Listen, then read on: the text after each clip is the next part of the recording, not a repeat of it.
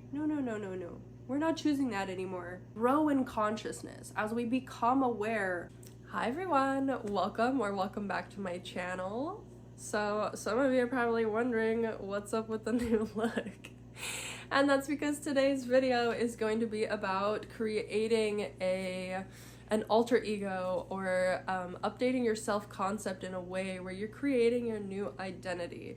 And I don't know if anybody's seen, there's this trend on Instagram right now of like, in my mob boss wife era. And I just thought it was so funny, but it brought up a really good point. And this video is going to break down how to create a new self-concept and how to use the idea of creating an alternate identity and leverage that to become your best self and to create a version of reality where you have everything you want. So stay tuned.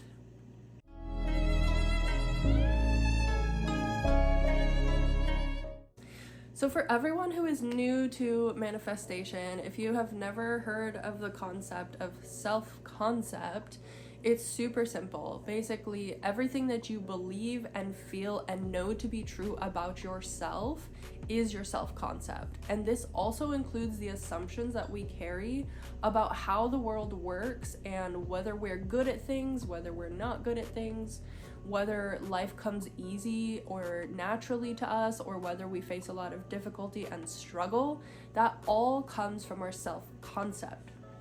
Now, if you have done self-concept work before and you're familiar with it, I'm sure that you understand the idea of transforming your thoughts and creating a new narrative, writing a new story for that new version of yourself.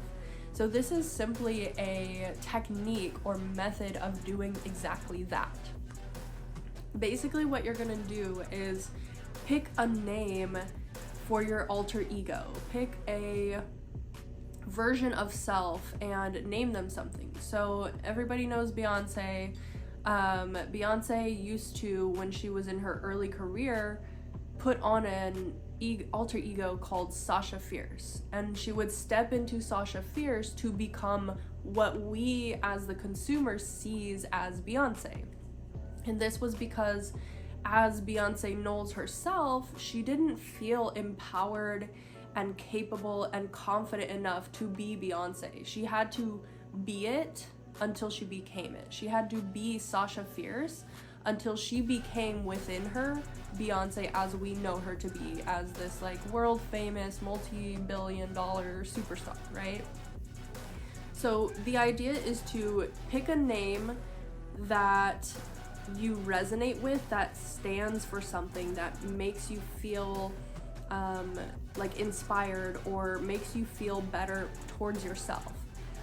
The other perfect example of this is Marilyn Monroe. So her stage name was Marilyn Monroe, and the studio picked that for her, but of course, like, her story is kind of tragic, so we want to take the goodness from her story and use all of that to create a better story for ourselves. So Norma Jean was a very insecure, nobody who felt like she wasn't worthy of love, she wasn't worthy of being treated well. And when she became Marilyn, when she stepped into that version of self, then she was famous and she was loved and adored, and people found her attractive, and she was like accepted and welcomed. And you know, her story is really tragic because she didn't integrate Marilyn and Norma Jean. She only felt good towards herself, like she only felt good about herself when she was being Marilyn. So that's something that we're gonna watch out for, and we're gonna make sure to do the opposite of that. So step one, done. You've got your new name. Now define that person. Who is she, right? This is the whole reason I named my channel Who Is She, is because who is she, right? When you are stepping into your desired reality, when you are becoming that version of yourself, you have to know who she is.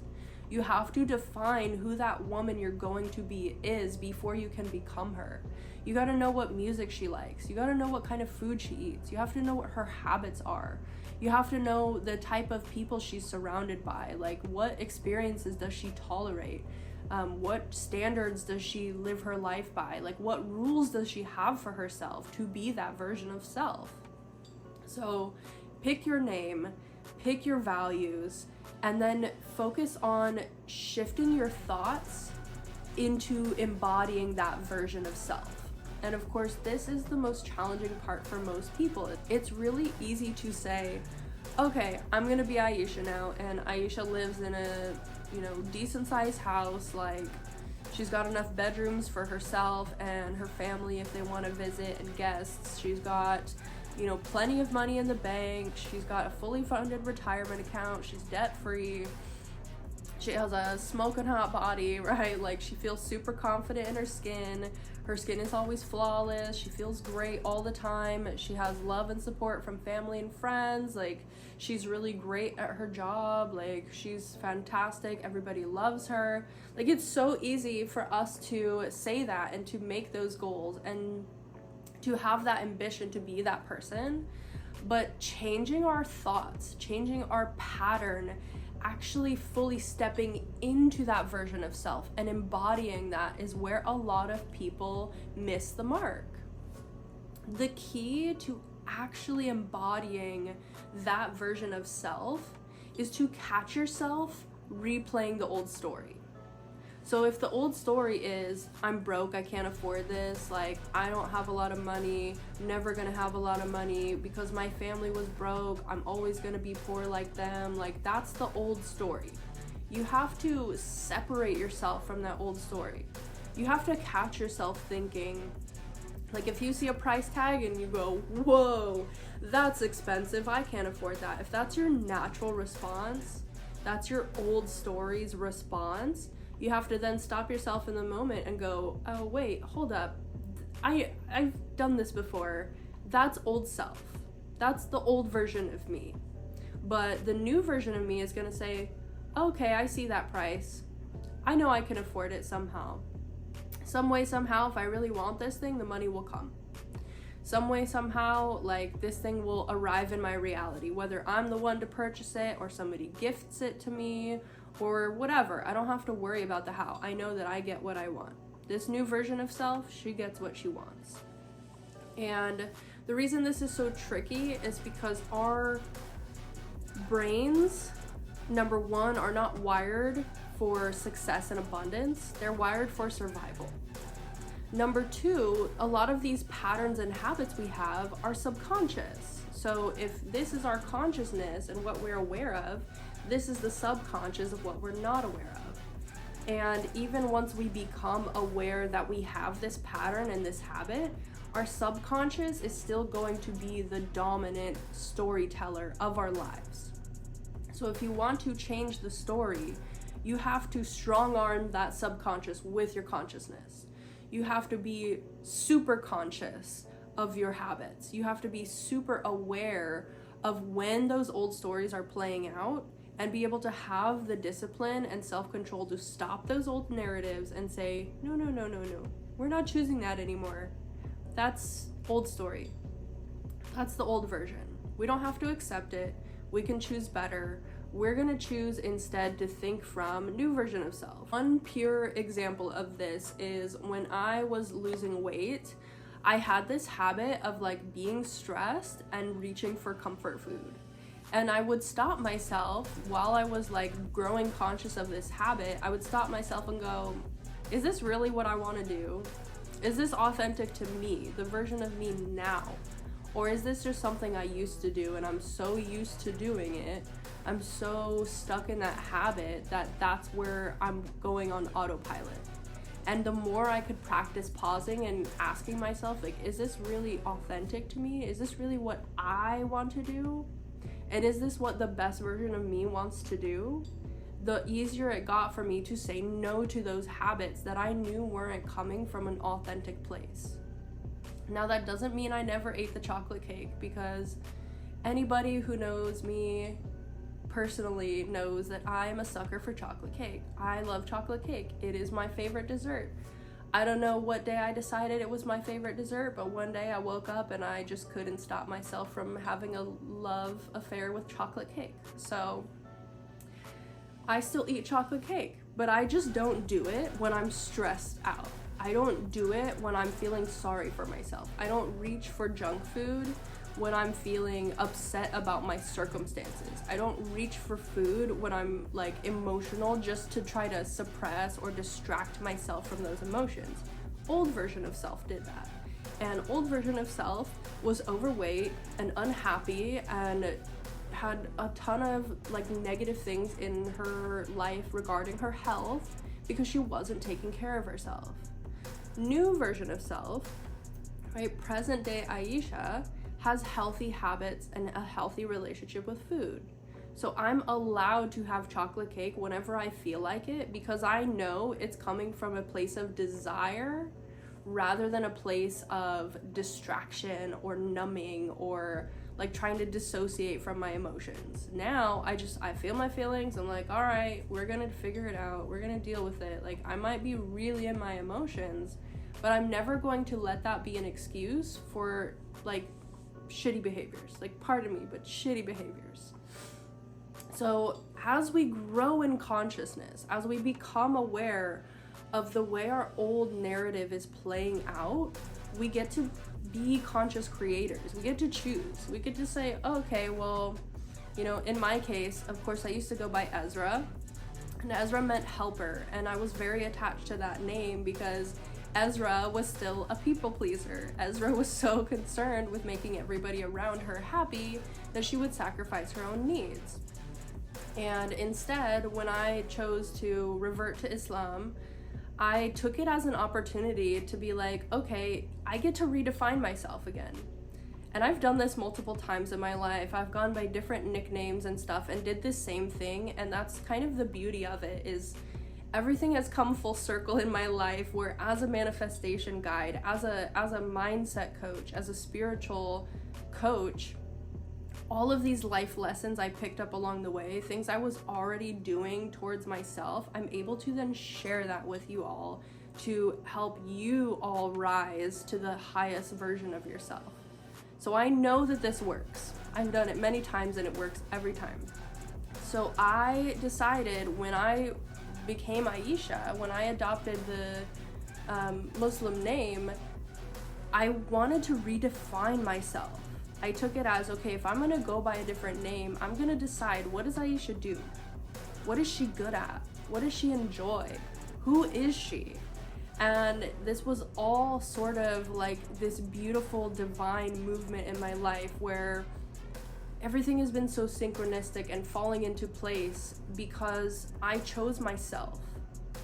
I chose to elevate myself. I chose to step through this transition in my life to become her, because I knew if I could become this ideal version of myself, I could have everything that I want. And I've been in the manifestation game for years, but this was the turning point for me, is realizing you don't manifest by focusing on the 3D.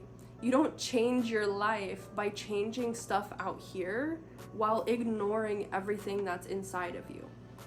You don't get to a new level of income if you don't feel worthy of having it.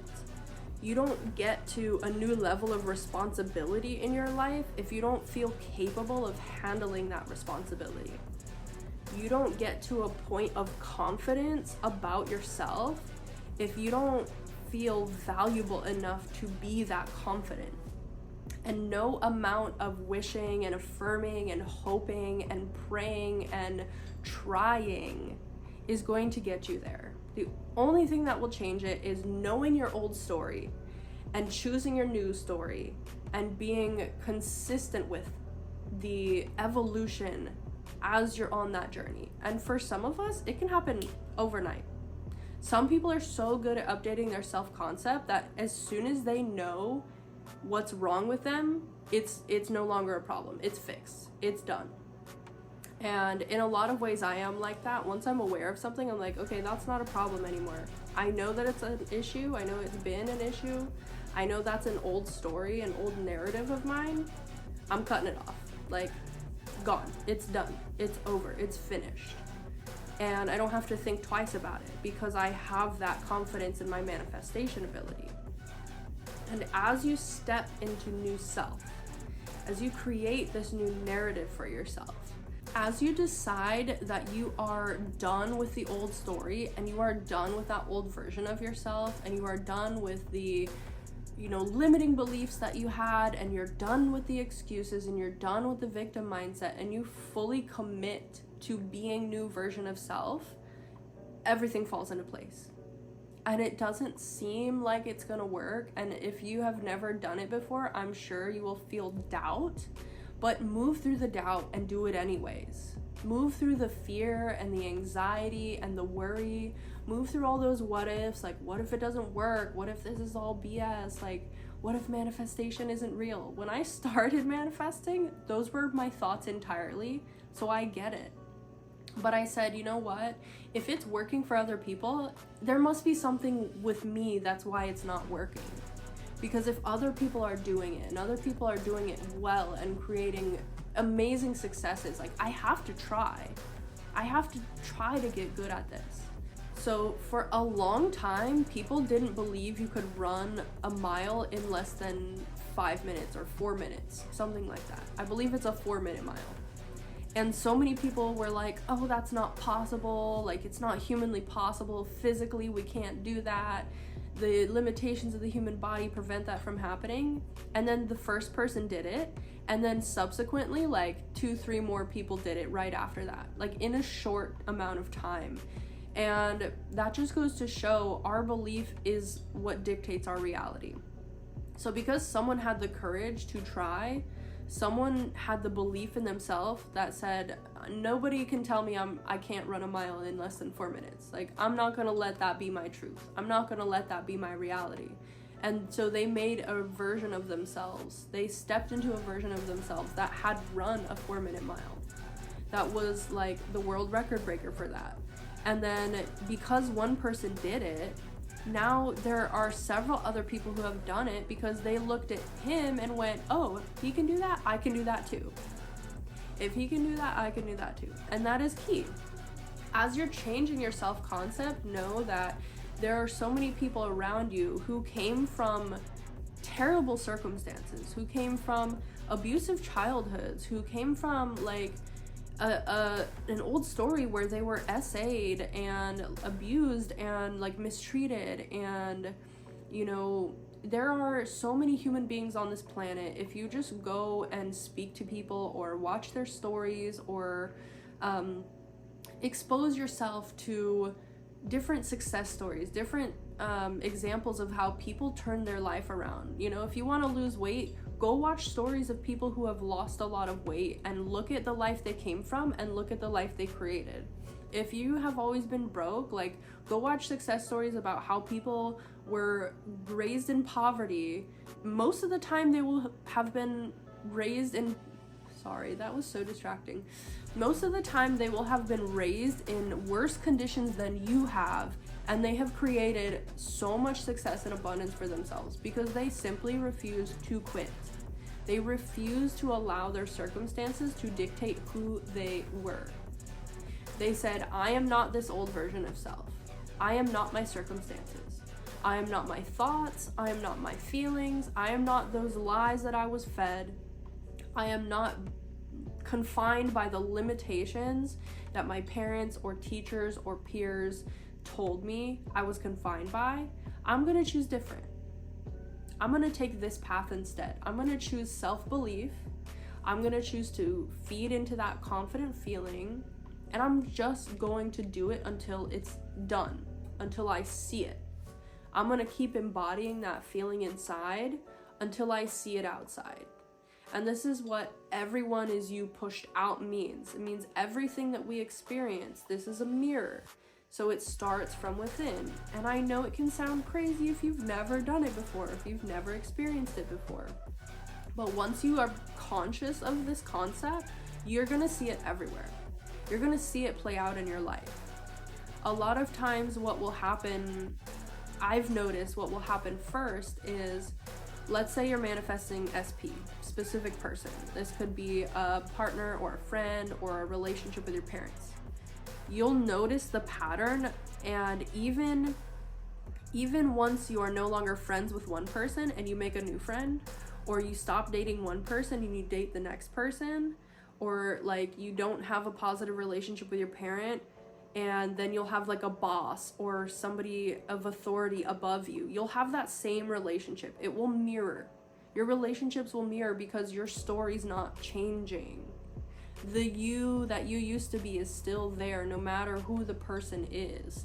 And the same goes for jobs. Like if you have a concept that you have to work hard and you get a little bit of money, every job you have will reflect that concept. You will always have jobs where you work really hard and you don't get paid for your work. That is your concept. And this is, again, like this is something I've lived. I have a poor relationship with working for other people because I don't desire it.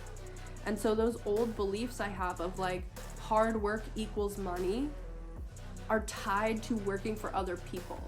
And you know, it's up to you the approach you take to change your concept of the world, right? In that example, there's two options that you have. You can either choose that it's easy for you to make money and you're always really well paid at your job, or you can choose that your business is paying you lavishly and you don't have to work for other people anymore. Like, you get to decide the path forward. You get to decide how you handle those limiting beliefs. How you revise the old story is 100% up to you. But you gotta revise it. You gotta change it. You have to upgrade it. You have to decide that old version of self believed that, so this is what new version of self believes. This is the change that is going to make things click for me. This is the version of self that is going to get everything I desire for me. They're gonna do the work for me. This new version of self, once I embody them, the work is done for me. Because when you create this alter ego, when you create this version of your highest version of yourself, when you create this persona, it's everything that you ever wanted to be. It's everything, they have everything you've ever wanted to have. And the more you can feel into that and say, oh, I'm already there. I'm already her. I built her, so I am her. I know her. I know everything she wants, everything she likes, everything she does. I know her strengths, I know her weaknesses, and I love her. She's perfect. I'm perfect because I created her. And every day you start to see more evidence that you are already her. You are already your alter ego. And every day it stops feeling like putting on a mask, putting on a costume, putting on like, right? Every day it feels less like putting on the rose-tinted glasses and trying to see that version of reality, trying to see yourself as that. And eventually you don't need the glasses anymore. Eventually you look at yourself and you're like, damn, I am her. I am her. I made her. I created her. I invented her. I am her. And I know in the beginning, it can feel rough. The circumstances can be loud. The spiraling thoughts can feel stronger than you. The feelings and emotions tied to your old story can feel really heavy, but you're gonna get there. You just have to keep going. You have to be committed to being that new version of self. And it's not as hard as you might think it is right now. Trust me. So if this video was helpful, which I intend that it was, go ahead and drop a like, leave any questions in the comments, or you're welcome to email me for one-on-one coaching. I'm gonna be doing many, many, many more videos on self-concept and different techniques to play around with. So go ahead and hit that bell icon in the corner and subscribe to my channel for more of this content. I wish you the best of luck, and I hope everybody watching enjoys living their mob boss wife life. I'll catch you on the next one. Bye! Am I recording? I'm recording. Oh shit. Bam! Here we go. One more time. One more time. Let me fix my babushka.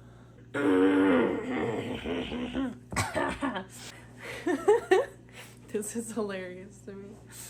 Oh my goodness, this is the most fun I've had filming a video. One more time. One more time.